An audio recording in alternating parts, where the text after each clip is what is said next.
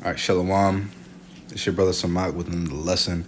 I want to give all praises, honor, and glory to Yahweh Bashim Yahweh Shai, and double honors to the elders and apostles from Great Millstone who taught me this truth, and peace and blessings to the brothers doing this work in truth and in sincerity. To USA Shalom. All right, one of the lessons you can see from the illustration. All right, is going into how life and death is in the power of the tongue, all right, and how the very words that you speak can determine really where you go. Because they say actions speak louder than words, which generally is true. But your words can also be an indicator of the intents of your actions or the sincerity of your actions. Because you can say you can, for example, you can say you love somebody, but show them that you don't.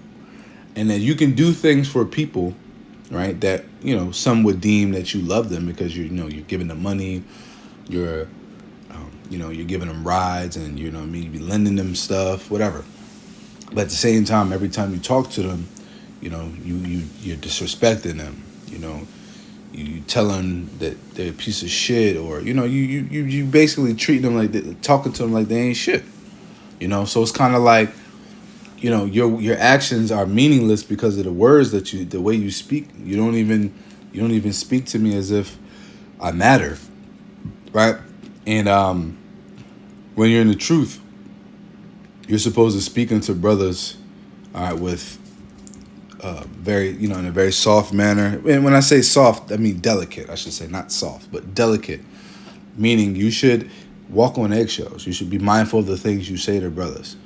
You should be mindful of, it's really the things you say rather than the way you say them, because you can say something disrespectful in a disrespectful manner, and you can also say things with the intention of bettering or building somebody brother up, but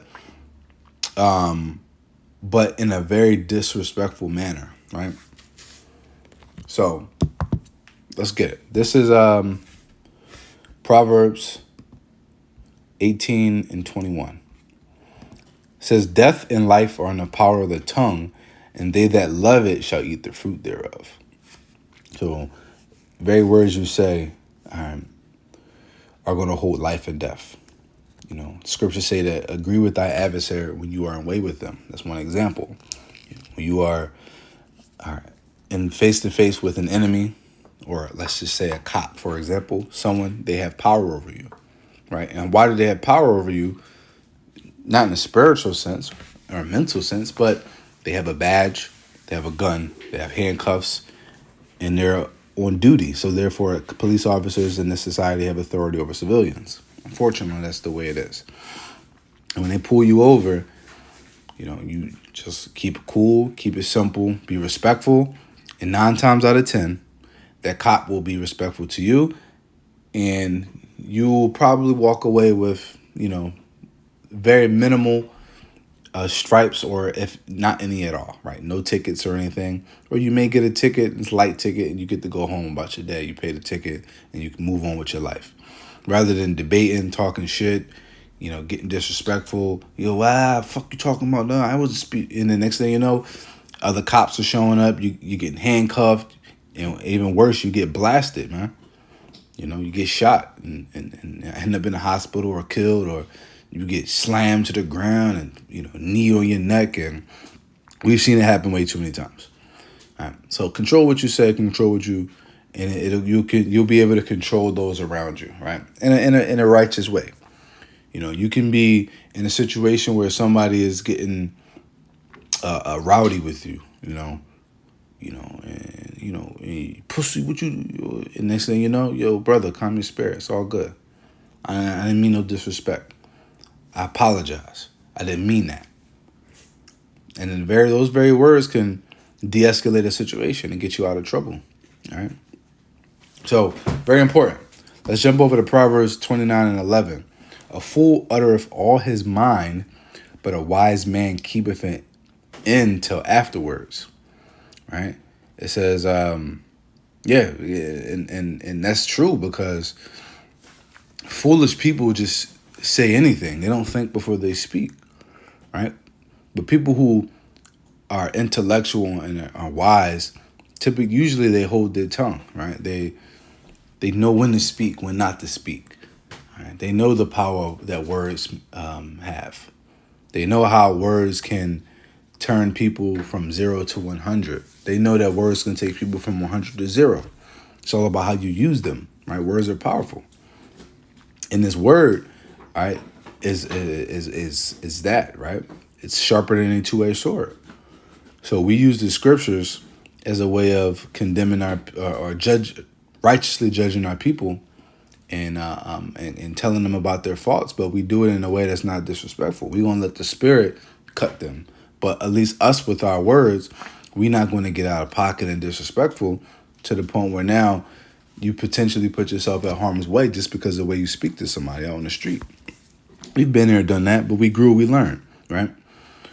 It's best that you be at peace with all men if possible, right? And in most cases, it's possible, right? You be at peace with all men, and if they have a fault with you, they're going to have to take it up with the Most High. But at least you did everything on your end that you did everything on your end to keep composure and to keep the peace, right? So at that point, it's in the Most High's hands. But if you're speaking in a manner where it's for war and strife and contention, well, if something pops off and and brothers get in a bad situation, if the Most High don't necessarily take you out of that situation unscathed, then you just got to reap the consequences of your actions, the consequences of your words. Most High might let you get a stripe or two because you don't know how to control your tongue. All right, so it's better to be mindful of it and avoid the things that can happen from that than to even take your chances. All right.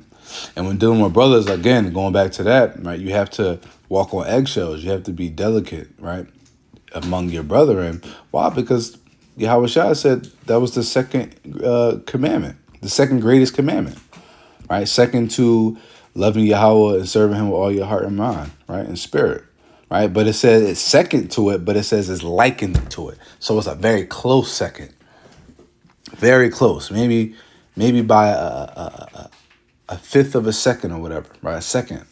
So loving your neighbor like yourself, right? What does that mean? Like, what does it mean to love your brother like yourself? Well, the way you want to be treated is how you should treat another brother. The way you want to be spoken to is how you should speak to another brother. The way you want to be respected is how you should respect another brother. Very simple. It's just that simple. All right. Don't do unto them, your neighbor, right? Those that are of the nation of Israel, and in this time, more specifically, those that are of the house of faith. All right, don't do anything unto them that you wouldn't want done unto you. Anything that you find offensive, why would you do it to someone else? Anything that could stir your spirit up, why would you do it unto them? And this is going to bring me to my next scripture, Matthew 25:40. And the king shall answer and say unto them, verily I say unto you, inasmuch as ye have done it unto one of least of my brethren, ye have done it unto me. All right. So Yahweh Shai said, whatever you've done unto the least of my brethren, you've done it unto me. So when you start dealing with brothers, be under the perspective that, okay, I could be dealing with Yahweh Shai. How would I deal with Yahweh Shai? How would I handle a situation if this was Yahweh Shai in front of me? That's how you got to look at it. Right? Because at the end of the day, you have to assume that any brother that's in this work calling on Yahweh Bashim Yahweh Shai is, may very well be of the elect. You have to assume that. And when you assume that, your chances of offending less, or your chances of offending are far less than if you just assume that because brothers might be fucking up or brothers got vices, that they ain't men of the Lord or they ain't this, and you feel like you think that now you got the authority to talk to them any kind of way because they going off or they fucking up. No. Because the Most High could, in a step of a finger, change that man overnight or in a few days. And he just walks that righteous and narrow path. And that all the things that he was tripping over, he no longer trips over. And now he's, he could have a greater walk than you. And you disrespected him and had strife and envy and contention towards him. All right? So let's be mindful of that. Didn't want to make this lesson too long. Wanted to kind of get to the point, bring out those scriptures. So yeah, be careful of your tongue, man. Your tongue. I mean, in fact, let me grab this last scripture, and I'll end it off with this. And this is perfect ender.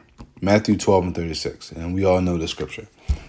But I say unto you that every idle word that men shall speak, they shall give account thereof in the day of judgment.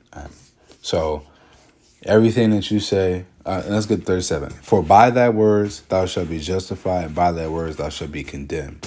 All right. So very things you say are going to either justify you in the day of judgment, or they're going to condemn you in the day of judgment. All right. And that's up for you to decide what that's going to be.